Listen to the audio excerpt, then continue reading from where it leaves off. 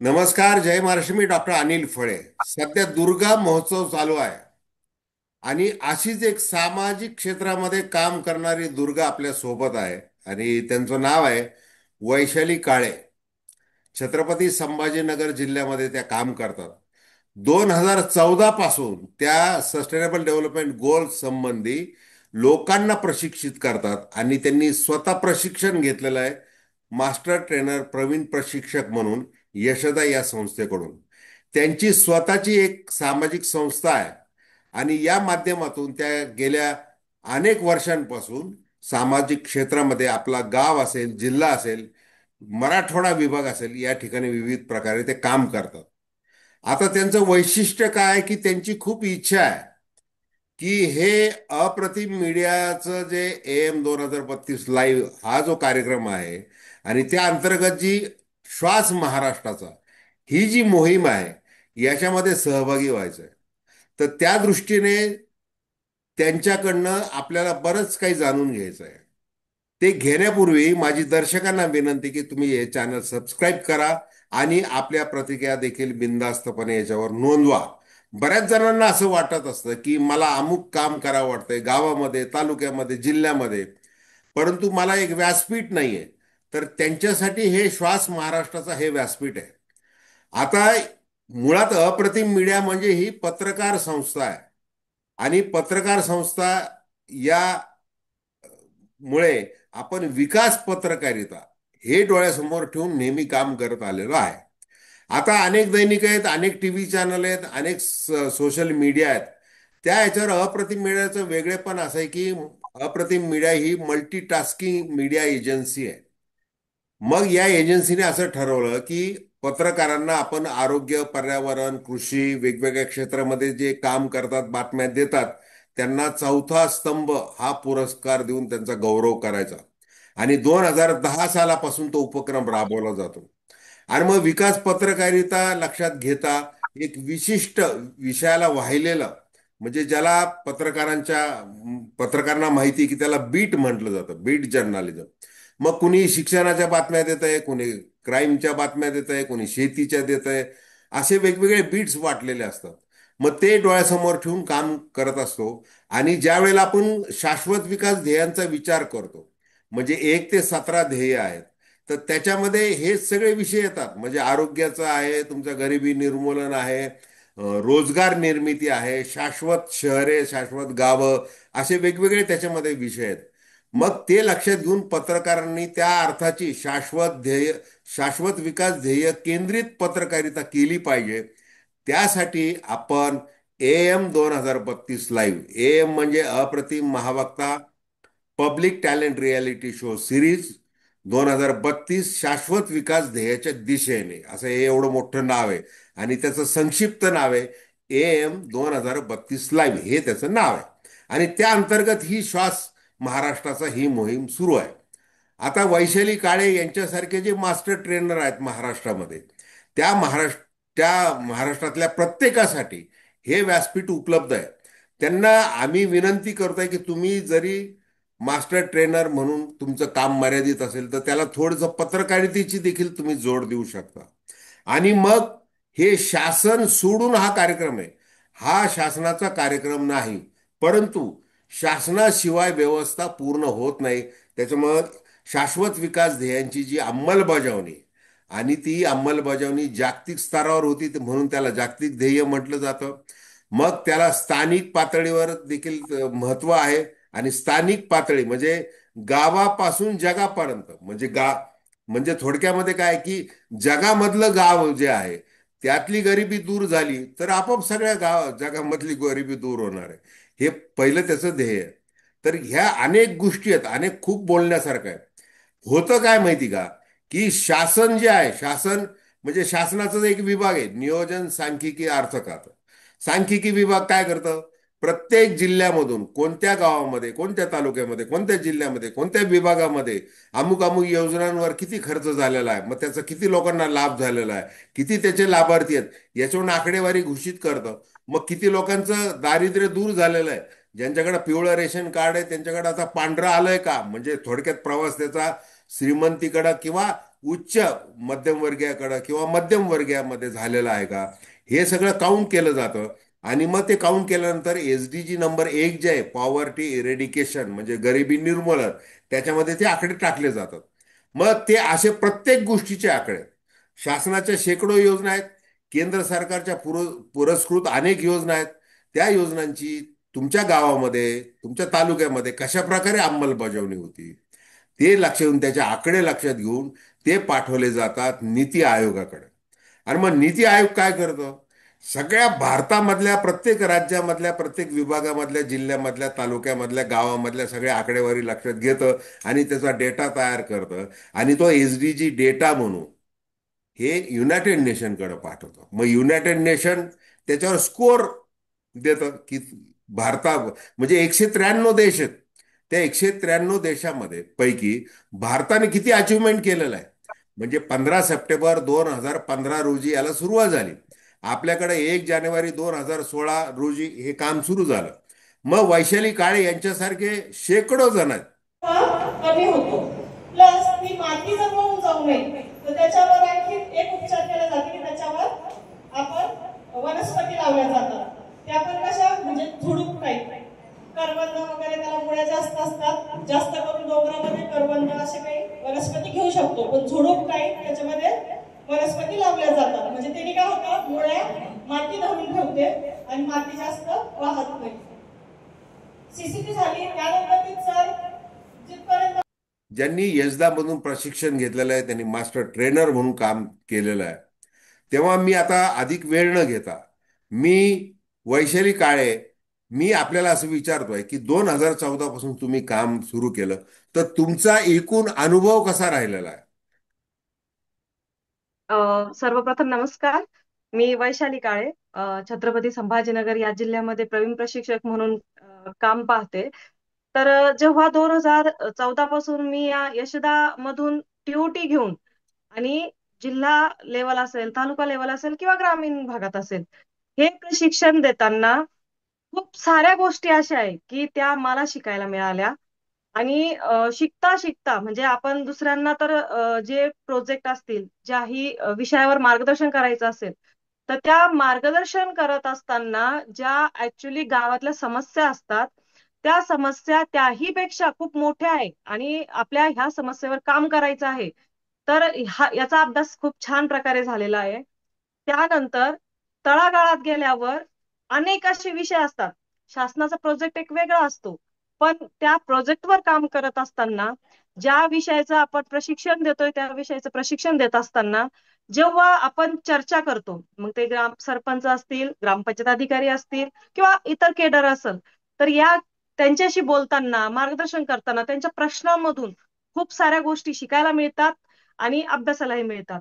आणि एकूण 2014 ते आता 2025 पर्यंत माझा एकूण अनुभव असा की मी TOT घेऊन प्रशिक्षण देण्या व्यतिरिक्त ऍक्च्युली मी ग्रास रूटला काम करते, तर त्यामध्ये मला अनुभव खूप सारा मोठा आलेला आहे. आणि कितीतरी प्रश्न असे की त्या प्रश्नावर आपलं लक्ष नसतं, पण तरीही त्या प्रश्नावर काम करणं खूप गरजेचं आहे. तर हे मला चांगलं अभ्यासाला मिळालं. एकूण ज्या समजा जे आपलं राष्ट्रीय ग्राम स्वराज्य अभियान असेल किंवा समजा कुठल्याही अभियानामध्ये काम करत असेल, तर त्या अभियानाच्या व्यतिरिक्त पण खूप साऱ्या अशा गोष्टी आहे की त्या अभ्यासून आपण काम करू शकतो. आणि ओळखी होतात, लोक जोडली जातात, यानंतर वेगवेगळे विषय हाताळले जातात. तर याचा मला खूप छान आनंद पण वाटतो. आणि स्वतः मी शिकवत असताना खूप साऱ्या गोष्टी मला शिकायला मिळत आहेत, याचा मला खूप आनंद वाटतो. तर नाही, हे एकूण तुम्ही, माझा हा हा बरोबर आहे, तुम्ही एकदम सकारात्मक आहात आणि खूप चांगलं, तुम्ही तुमच्या चांगल्या भावनेने तुम्ही हे काम करताय. तर याच्यामध्ये जशी तुमची भावना झालेली आहे, आता हे जागतिक ध्येय जसं सांगितलं की त्याचं स्थानिकीकरण झालं पाहिजे, म्हणजे लोकलायझेशन ऑफ SDG, त्याशिवाय ते काही खरं नाही त्याला. आणि तिथं ते बरोबर. होत असताना ऍक्टिव्ह पब्लिक पार्टिसिपेशन पाहिजे, म्हणजे लोकांचा सक्रिय सहभाग वाढला पाहिजे. तर त्या दृष्टीने तुम्हाला प्रतिसाद कसा मिळतोय? बर. निश्चितच हा तर खूप मोठा प्रश्न आहे. म्हणतात ना की गाव करील ते राव काय करील. तर आपण कुठल्याही विषयावर काम करतो, तर ते काम करत असताना शासन फंड देतं. आता समजा आपल्या सगळे जे वित्त आहे ते आतापर्यंत आपण ग्रामपंचायतीला दिलेलं आहे, किंवा आता डायरेक्टली जो काही काम करण्याचा फंड असेल तो ग्रामपंचायतीला असतो.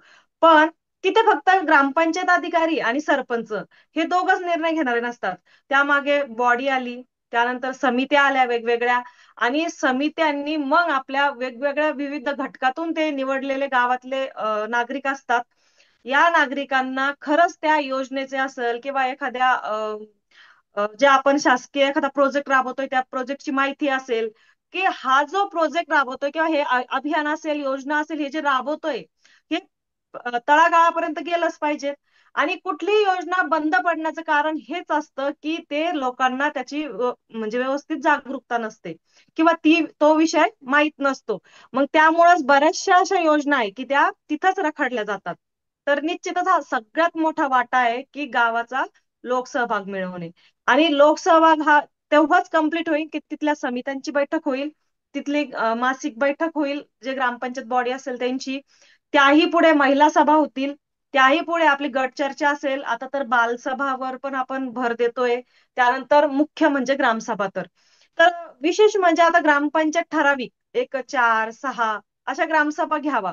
पण त्याच्याही व्यतिरिक्त वेळोवेळी अभियान राबवलं जातं, वेळोवेळी योजना राबवल्या जातात, वेळोवेळी कुठलेही अति गावाला अनुसरून महत्वाचे विषय राबवले जातात. आणि एकूणच आता आपल्याला काय करायचंय, शाश्वत विकासाचे 17 ध्येय कंप्लीट करायचे. आणि या 17 ध्येयामध्ये जे 17वं ध्येय आहे ना, ध्येयासाठी भागीदारी, मला तर वाटतं हे ध्येय एक नंबरला असायला पाहिजे होतं. कारण की कुठलंही काम करत असताना, कुठलंही ध्येय आपण कंप्लीट करत असताना सगळ्यात मोठा वाटा हा काय असतो, ध्येयासाठी भागीदारी. म्हणजे ती भागीदारी, त्याचा सहभाग घेणं, त्यामध्ये काम करणं हे खूप महत्वाचं असतं. तर हे पहिलं ध्येय असायला पाहिजे होतं असं तरी मला वाटतं.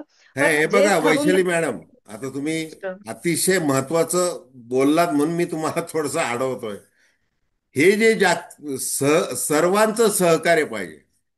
म्हणजे या लोकशाहीमधले गावातल्या लोकशाहीपासून राष्ट्रीय पातळीच्या लोकशाहीपर्यंत सगळे जे एलिमेंट आहेत, लोकप्रतिनिधी, सगळे विधिमंडळ, ग्रामपंचायत, महानगरपालिका, या सगळ्या स्थानिक स्वराज्य संस्था, हे तर आहे. हम्म.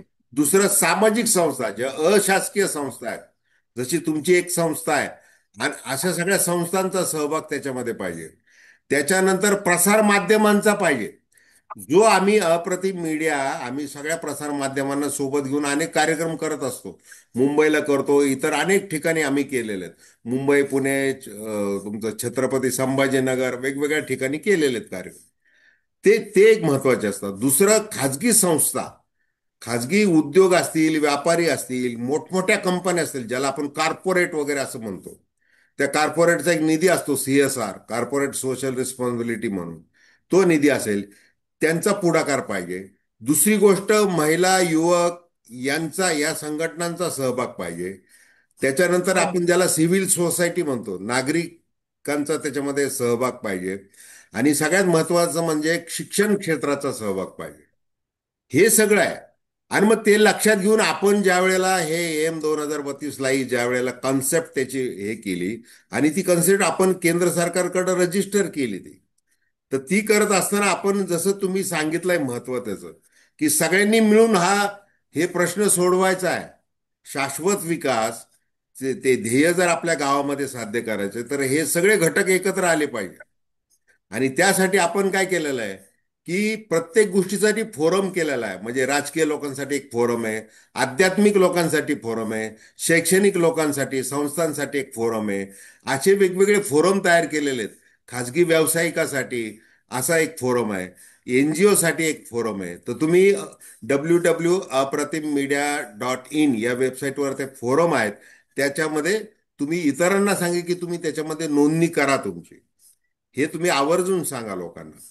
बरं, हो. माझा आता प्रश्न तुम्हाला असा आहे, की तुम्ही आता ह्या ज्या 9 संकल्पना तयार केलेल्या आहेत, तर त्या कुठल्या संकल्पनेवर तुम्ही काम केलेलं आहे जास्त?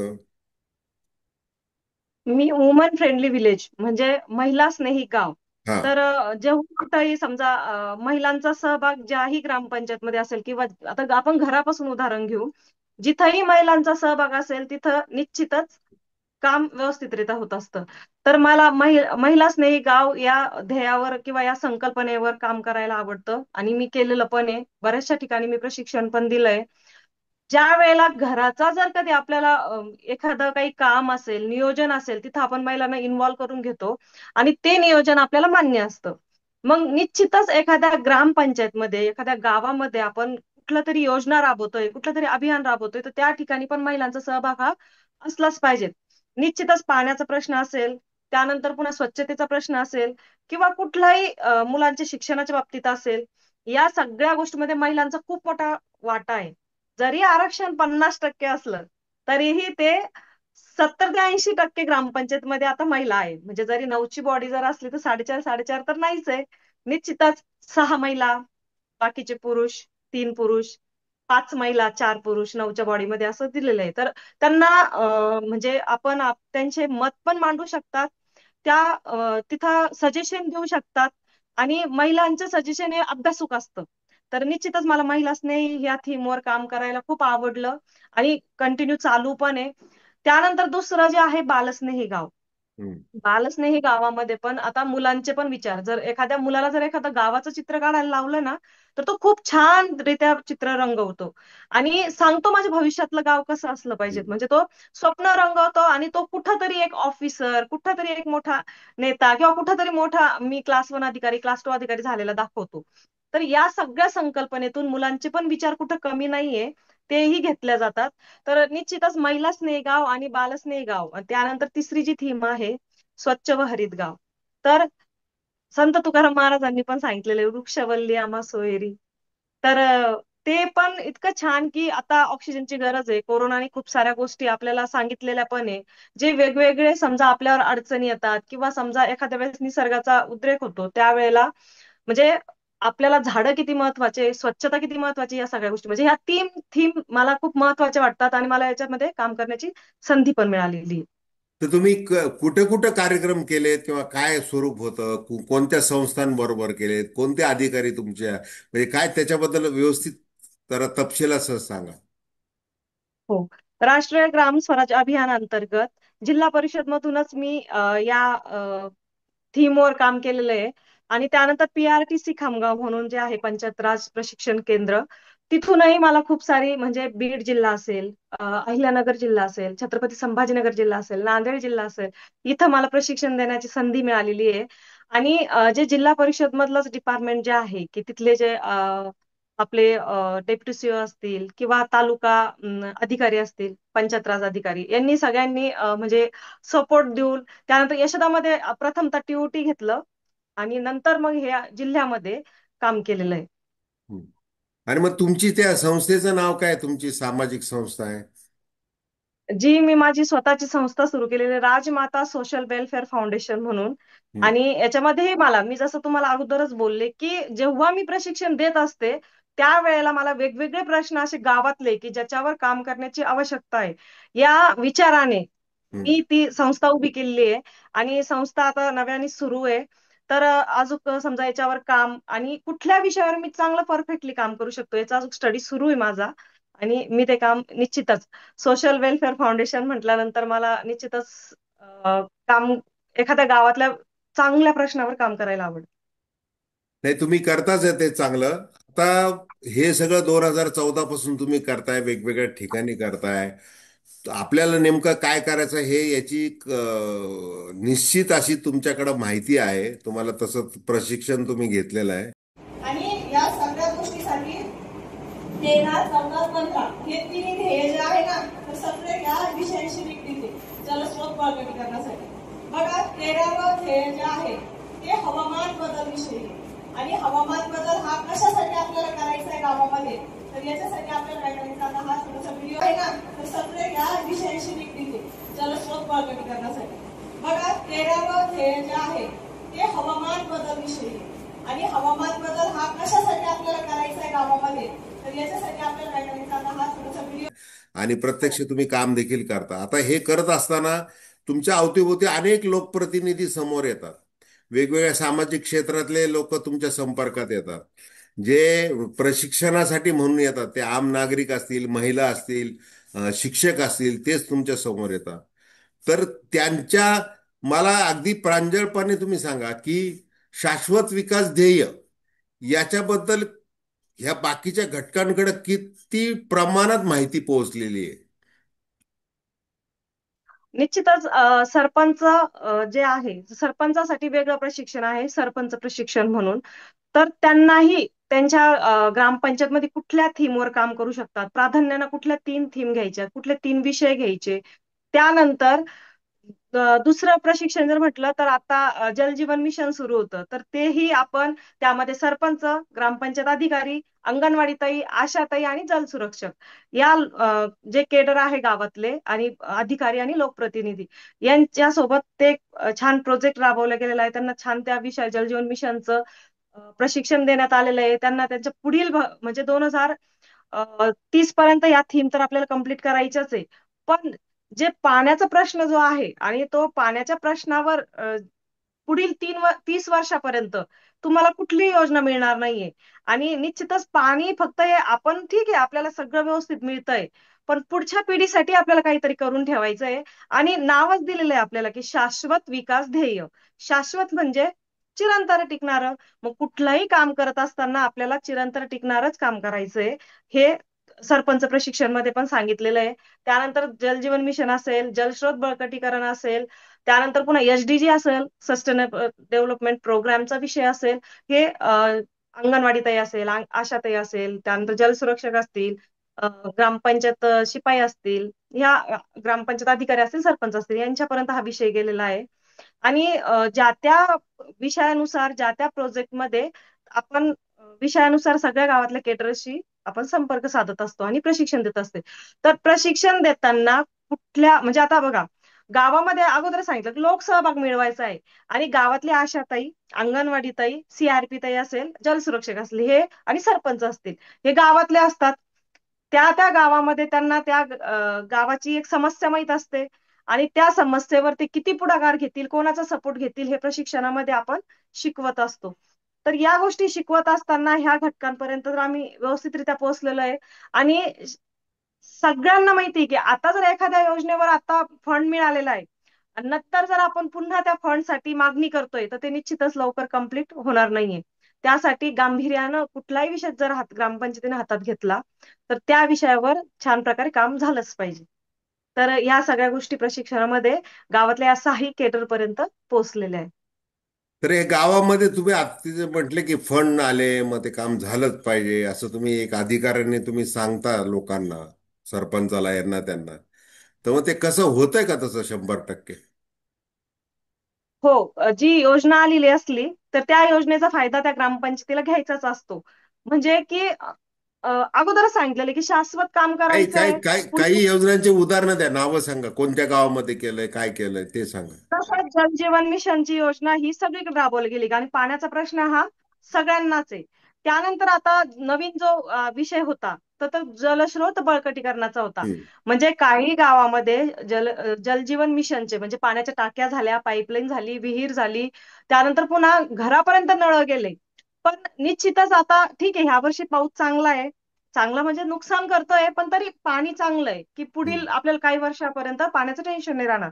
हम्म. पण तरी पण आपल्या गावातले जलस्रोत जे आहे, तलाव असतील, नदी नाले असतील, विहीर असेल, जिथं आपला पाण्याचा साठा आहे, तर जनावरांना लागतं किंवा आपल्या मनुष्यांना लागतं, म्हणजे त्याच्यावर जंगल असेल, जनावर असेल, सगळ्या गोष्टी अवलंबून आहे. ह्या 5 ज जे म्हणतो आपण, तर या 5 ज साठी आपल्याला पाण्याचे जलस्रोत बळकटीकरण करायचंय. तर हा विषय पण महत्वाचा आहे आणि हा पण गावानी राबवलाच पाहिजे. म्हणजे अधिकारांनी आणि करशाल तर पुढच्या पिढीसाठी काहीतरी टिकून ठेवशाल. आणि जर आता जर संधी गेली हातातून, नंतर त्यासाठी निधी पण नाही आणि आपल्याकडे वेळ पण नाही, नंतर योजना बदलत राहता, कुठल्या तरी योजना येत राहता, जात राहता आणि मग तो विषय मागे पडत चालतो, त्याच्यासाठी फंड पण मिळत नाही. आणि ग्रामपंचायतचे जे आपण इन्कम म्हणतो, तर तो गावालाच लागून जातो का त्यामध्ये आपले जलसुरक्षकची, पाणी पुरवठा कर्मचाऱ्यांची पगार असेल किंवा कुठलाही काही मेंटेनन्स असेल किंवा आपला अतिथी भत्ता असेल, म्हणजे ते त्यातच लागून जातं. पण ज्या वेळेला जी योजना आली त्याचा फायदा तर निश्चितच ग्रामपंचायतीने घेतलाच पाहिजे, हे आम्ही बजावून सांगतो. आणि निश्चितच गावाला पण काहीतरी करायचं असतं. त्यामुळं म्हणजे माझ्या तरी प्रशिक्षणामधून असं आलंय की निश्चितच त्या योजनेचा फायदा घेतात. नाही, मग असे कुठले कुठले तुमच्या समोर गाव आहेत की त्यांच्या नावं घेऊन सांगू शकता तुम्ही की खूप छान चाललेलं आहे, बाल स्नेही झालं, महिला स्नेही झालं, हे जलजीवन वगैरे हे योजना व्यवस्थित झाल्या आणि अतिशय छान वाटलं त्या गावामध्ये, असं कोणतं गाव आहे? निश्चितच आपण आता ऐकलेले गावं जे आपले हिवरे बाजार असेल, पाटोदा असेल, त्याही व्यतिरिक्त ते बरेचसे सोडून गावं जे सांगा, आहेत. ते सोडून सांगा हा. मला. ते तर सोडून सांगा. त्या तुम्ही स्वतः व्यतिरिक्त त्याच्यामध्ये काम केलेलं आहे, तुम्ही तिथं आहात, किंवा तुमचं काय मत आहे? तुम्हाला असं वाटत असेल की 100% नाही, 50% आहे, मग हे गावाचं ते नाव आहे, ते ना, अशा नावं घेऊन सांगा तुम्ही. जसं फुलंब्री तालुक्यामध्ये गणुरी गाव आहे, तिथं हा. पण महिला सभा होत आहे. हम्म. तिथंही बालसभा घेतल्या जात आहे. आणि तिथंही स्वच्छ व हरित गाव या थीमचं खूप छान प्रकारे काम झालेलं आहे. त्याही पुढे दुसरं जे आहे, कन्नडमध्ये एक नादरपूर गाव आहे. त्या गावाला पण खूप छान रित्या त्यांनी म्हणजे झाडाची लागवड वगैरे केली आहे. आणि लागवड करून त्यानंतर पुन्हा बाकीची पायाभूत सुविधा पण तिथं छान रित्या उभं आहे. आता तिथं प्रशिक्षण सेंटर सुद्धा सुरू होतंय. त्यानंतर त्याही पुढे मी एका अहिल्यानगर जिल्ह्यामध्ये एका ग्रामपंचायतला गेले होते. त्या ग्रामपंचायतचं नाव आता आठवत नाहीये. तिथं म्हणजे त्यांनी 37,000 झाडाची लागवड केलेली आहे. आणि मियावाकी जो आता नवीन प्रोजेक्ट सुरू आहे, त्या मियावाकीमध्ये तर सगळीकडंच म्हणजे आता हे जे जंगल आहे की त्याच्यामध्ये वनस्पती घेतल्या जातात, उंच वाढणारे वनस्पती घेतल्या जातात, झाडे घेतल्या जातात, ऑक्सिजन देणारे झाडे घेतले जातात, पाणी जमिनीत शोषून धरणारे म्हणजे जे वड पिंपळ असेल उदाहरणार्थ, अशी झाडं ते पण घेतले जातात. आणि माझ्याच तालुक्यामध्ये खुलताबादमध्ये गो गोळेगाव म्हणून ग्रामपंचायत आहे. तिथं पण ग्रामसभा छान होतात. त्यानंतर तिथं म्हणजे बालस्नेही ही थीम पण खूप छान राबवली गेलेली आहे. आणि त्यानंतर पुढेही म्हणजे तिथं वेगवेगळ्या संस्था येऊन काम करतात. जसं की समजा इंड्रन्स आता जी काम करत होती, मुलींच्या लाईफ स्किल विषयी काम करत होती, की तिथं जीवन कौशल्य त्या मुलींना समजून जावं, की जे आई बोलते ती त्या संस्थेतून त्यांनी काम सांगितलेलं आहे. आणि निश्चितच मी त्या कामाचा एक भाग होते. त्यामुळे मला त्या अभिमान वाटतो. त्यानंतर भांडेगाव म्हणून जी ग्रामपंचायत आहे, म्हणजे सुलतानपूर भांडेगाव ग्रुप ग्रामपंचायत आहे, तिथंही त्यांनी जी मियावाकी जी आहे, तर ती खूप सारे म्हणजे त्यांनी 40,000 झाडं लावून तिथं आता कुठलीही वनस्पती जर गेली तर एका डोंगरावर एकाच दिवशी टार्गेट ठेवलं. तिथं सगळे कलेक्टर पासून, सीईओ पासून, तालुक्यातले गट विकास अधिकारी असेल, वेगवेगळ्या संस्थेचे लोक असतील, सगळ्यांना बोलवून म्हणजे संस्थेचे लोक असतील त्यांना बोलवून एकाच दिवशी ती सगळे झाडं लावलेली आहेत. भांडेगाव ग्रामपंचायत पण खूप छान आहे. आणि त्यानंतर बऱ्याचशा ग्रामपंचायत अजून पुढाकार येत आहे. एक सोनखेडा ग्रामपंचायत आहे, तिथं सरपंच जे आहे ते यशस्वी कनेक्टेड आहे, आपले ट्रेनर म्हणून पण कार्यरत बघतात. तर त्यांच्याही गावामध्ये खूप छान महिला सभा होतात. तिथंही मी काम केलेलंच आहे. त्यामुळं बरेचसे गावं अजून सुरुवातीला आहेत. आणि जी थीम आता सुरू झालेलं आहे, या थीमचा प्रचार तर सध्या आता होतोय आणि सगळेजण ते काम हातात घेत आहे आणि निश्चितच पुढाकार घेत आहे. तर छान वाटतं ज्याही गावामध्ये प्रशिक्षण झालेलं आहे, जिथल्या सरपंचांनी ऍक्टिव्हली सहभाग घेतलेला आहे, निश्चितच त्या गावामध्ये महिला सभा आणि बालसभा ह्या व्हायला लागल्या आहेत. बरं, आणि तुम्हाला जाता समिती जाता आता शेवटचा एक प्रश्न आहे फक्त. तुम्ही आत्तापर्यंत केलेलं काम, 2014 पासून आता 2025 पर्यंत, ते तुम्ही व्यवस्थित केलेलं आहे, चांगलं केलेलं आहे. तुमचा दृष्टिकोन अतिशय सकारात्मक आहे, जी अतिशय चांगली जमेची बाजू आहे.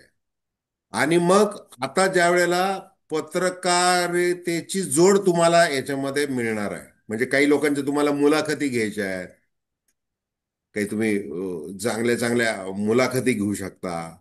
त्याच्यानंतर एकदा पत्रकार म्हटल्यानंतर पत्रकार कसं की दोन्ही गोष्टीचा विचार करतो, म्हणजे काही नकारात्मकता आढळत असेल तर त्याच्याबद्दल पण देखील विचारतो. तर असं तुम्हाला ते करणं आवडेल का? निश्चितच. कारण की आता जे तुम्ही बोलले की पत्रकार नकारात्मक आणि सकारात्मक, म्हणजे एक प्रचार प्रसिद्धी जी असते ना, तर ती तळागाळापर्यंत जाते. म्हणजे सगळ्यांपर्यंत काय चांगलं जर असलं तर चांगला मेसेज जातो, काही चुकीचं जर असलं तर चुकीचा मेसेज जातो. तर निश्चितच ह्या दोन्ही बाजू योग्यच आहे. हा. पण ज्या वेळेला समजा आपण अडचण जर असली तर अडचणच दाखवली तर त्या अडचणीवर सजेशन निघतं. आणि जर चांगली गोष्ट जर कधी एखादी आपण दाखवली किंवा ती लोकांसमोर जर आणली तर निश्चितच त्या चांगल्या गोष्टीला एक प्रोत्साहनपर एक म्हणजे एक शाबासकी मिळते किंवा ते त्याचं काहीतरी आपण दुसरे ही जी बाजू आहे ही बघून दुसरे काय करतात त्याचं हे करतात म्हणजे अवलोकन करतात आणि असं प्रोत्साहनपर काम दुसरी ग्रामपंचायत तर करते. तर वैशाली मॅडम, हे- आपण काय करणार आहे की तुम्हाला आम्ही समन्वयक म्हणून तुम्हाला तुमच्याकडून अपेक्षा करतो की तुम्ही या श्वास महाराष्ट्राच्या मोहिमेमध्ये आता फक्त 2-4 महिने नाही तर पुढे कायम 8 वर्ष हे चालणार आहे. तर याच्यामध्ये काम करत असताना आपल्याला बऱ्याच गोष्टी ज्या तुम्हाला आता पण केलेल्या नाहीत अशा गोष्टी काही करायच्यात, म्हणजे काही संशोधन करायचं, जरा योजनांचं कशा पद्धतीने चाललेलं आहे. लोक आता नकारात्मक मांडायचं म्हणजे आपल्याला चांगल्या हेतूने नकारात्मक मांडायचं म्हणजे चांगलं व्हावं म्हणून. तर असं थोडंसं तटस्थपणे तुम्हाला एक पत्रकारितेची दृष्टी तर तुम्हाला ती जर असं वाटलं की तर तुम्हाला दुसरं कुणी सहकार्य करणारे देखील दिले जातील. जे पत्रकार असतात नेहमीचे ते देखील तुम्हाला सहकार्य करतील, असं काही नाहीये. तर मग आपल्याला काय, आपला हेतू काय की हे शाश्वत विकास यांचं स्थानिकीकरण, लोकलायझेशन नीट झालं पाहिजे. आणि मग तुमच्यासारखे जे प्रशिक्षक आहेत त्यांचं लोकांनी ऐकलं पाहिजे आणि मग ते पूर्ण सगळ्या घटकांचं ते जे काही चक्र आहे ते नीट वाढलं तर अजून चांगल्या पद्धतीचा विकास होऊ शकतो. जसं आता तुम्ही सांगितलं हिवरे बाजार आहे ते, आता ते जगप्रसिद्ध नावं झालेले आहेत. आता जसे तुम्ही नवीन नावं सांगितले आता बोलताना तुमच्या तोंडून आले, तर त्या गावांची संख्या वाढली पाहिजे हे शासनाचंही धोरण आहे. आणि आपण त्या दृष्टीने एक सकारात्मक पत्रकारिता आपण करतोय.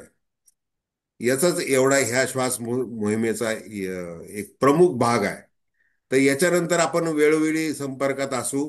याच्यानंतर आपलं जे जे काही तुम्हाला करावं वाटतंय त्या सूचना तुम्ही करू शकता. आपण वेगवेगळ्या स्पर्धा लोकांसाठी घेणार आहोत, वेगवेगळे चर्चासत्र आयोजित करणार आहोत आणि बऱ्याच म्हणजे प्रसिद्धी माध्यमे किंवा ऑनलाईन बरेच कार्यक्रम होणार आहेत. हे सातत्याने होत राहणार आहेत. आणि हे कार्यक्रम कधी होत राहतील, ज्या वेळेला तुम्ही जेवढे ऍक्टिव्ह राहाल. कारण की अप्रतिम मीडियाच्या वतीने तुम्हीच सगळीकडे त्याला रिप्रेझेंट करणार आहात. तर ते तुमच्यावर खूप काही अवलंबून आहे. आणि खात्री आहे की तुम्ही ज्या प्रकारे गेल्या काही वर्षांमध्ये आत्मविश्वासाने आणि चांगल्या दृष्टीने काम केलेलं आहे तसंच याही पुढे तुम्ही कराल. तर तुमच्या कामाला खूप खूप शुभेच्छा आणि तुमचं पुन्हा एकदा स्वागत आहे या अप्रतिम मीडिया परिवारामध्ये. खूप खूप धन्यवाद. धन्यवाद सर, मलाही खूप छान वाटलं आणि अप्रतिम मीडियाची मी एक सभासद किंवा एक भाग झालेली आहे त्याचाही मला खूप अभिमान वाटतो आणि खूप छान गोष्टी मला शिकायला पण मिळतील आणि अंमलात पण आणायला संधी मिळेल. तर तुमचे पण खूप खूप धन्यवाद. धन्यवाद.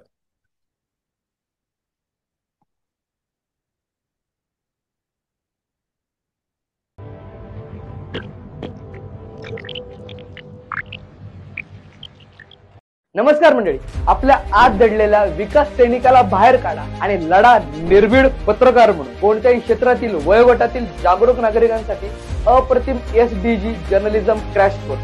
अधिक माहितीसाठी www.apratimmedia.in या संकेतस्थळाला भेट द्या.